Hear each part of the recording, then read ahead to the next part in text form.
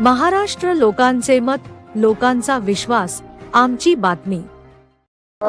समितीचा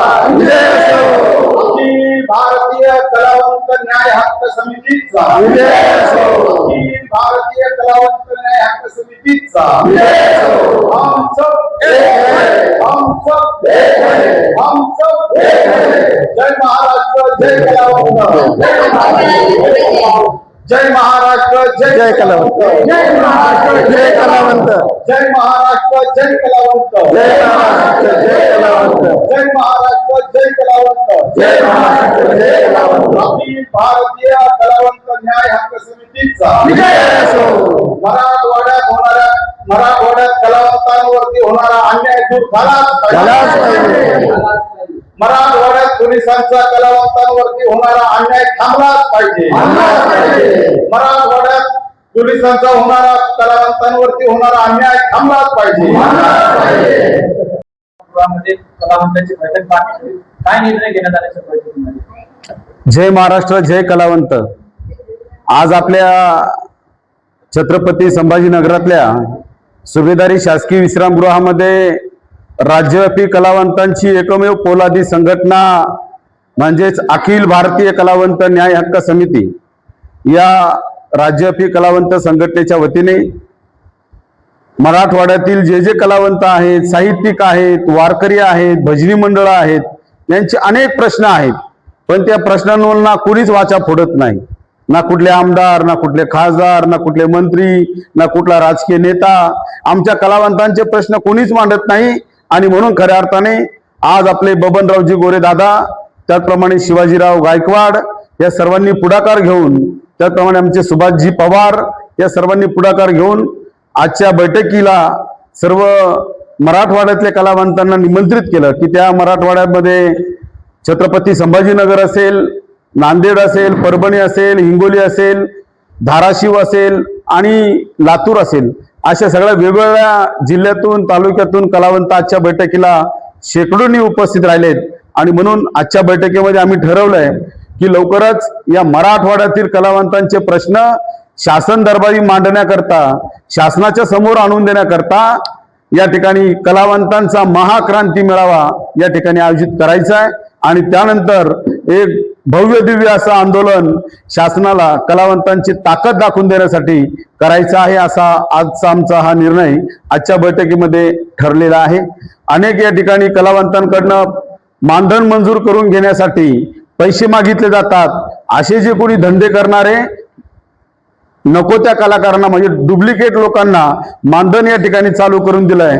आम्ही लवकरच एवढ्या 15 दिवसामध्ये छत्रपती संभाजीनगरचे सन्माननीय जिल्हाधिकारी महोदय यांना नम्र निवेदन सादर करणार आहोत की इथून पुढच्या कालखंडामध्ये असे जे काही तोत्या कलाकार आहेत, अशा तोत्या कलाकारांवरती फौजदारी गुन्हे दाखल करण्यात यावेत।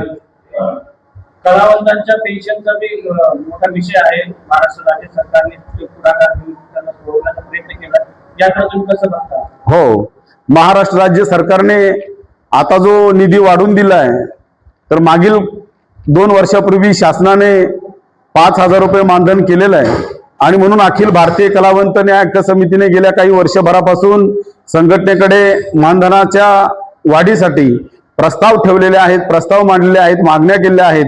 त्यानुसार लवकरच सरकार मानधन वाढवून देणार आहे। परंतु मानधनच नव्हे तर कलावंतांचे दैनंदिन प्रश्न खूप आहेत की या ठिकाणी संभाजीनगर असेल किंवा मराठवाडा असेल, या मराठवाड्यामधल्या कलाकारांना पोलिसांचा खूप मोठ्या प्रमाणामध्ये त्रास होतो आहे।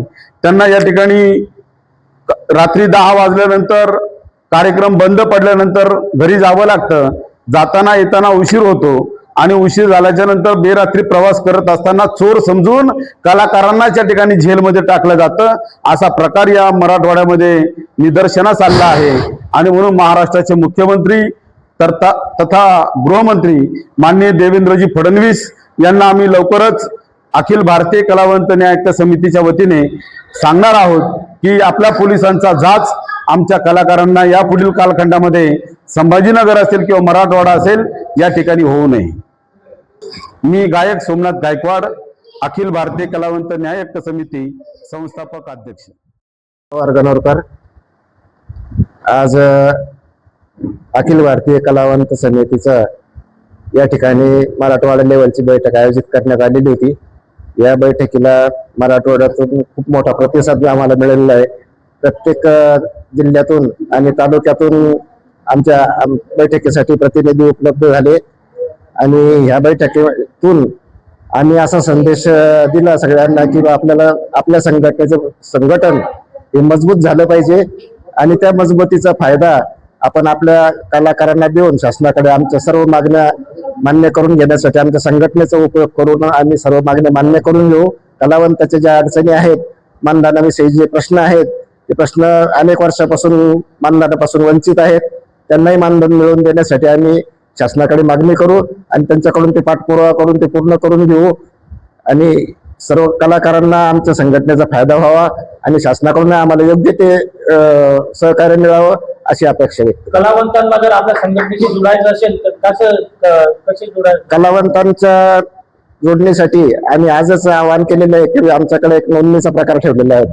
जो कलावंत असेल त्यांनी आमच्याकडे रितसर नोंदणी करायची आणि त्या नोंदणीच्या अंतर्गत आम्ही त्यांना आमच्या संघटनेचं ओळखपत्रही देणार आहे. त्याच्यामुळे त्याचाही सुरक्षेचा प्रश्न सुटणार आहे. रात्री बेरात्रीच्या वेळेस आमचे कलाकार कार्यक्रम करून परतत असताना पोलीस लोक वगैरे अडवतात त्यांना ते आयडेंटिटी कार्ड दाखवले की कुठेतरी हा अधिकृत आहे असा त्याचा अर्थ व्हावा आणि पोलिसांनी किंवा इतर कोणत्याही यंत्रणेला आमच्या कलाकाराला त्रास होऊ नये अशी आमची अपेक्षा आहे.